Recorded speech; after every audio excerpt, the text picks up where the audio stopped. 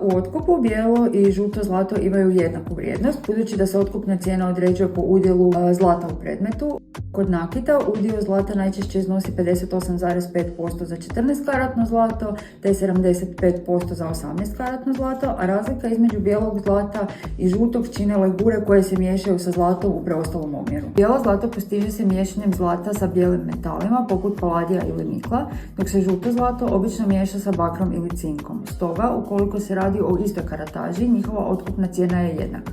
Primjerice, za 18 karatno bijelo zlato i 18 karatno žuto zlato prilikom otkupa u Agrodomusu dobit ćete jednaku ponudu, dok za predmete od 24 karatnog zlata možete dobiti još bolju otkupnu cijenu s obzirom da se radi o predmetu maksimalne čistoće, odnosno udjela zlata 99,99%. Ako niste sigurni koliko vrijedi vaše zlato, posjetite neku od brojnih Agrodomus poslovnica diljem Hrvatske i zatražite stručnu procjenu koja je potpunosti besplatna za sve klijente.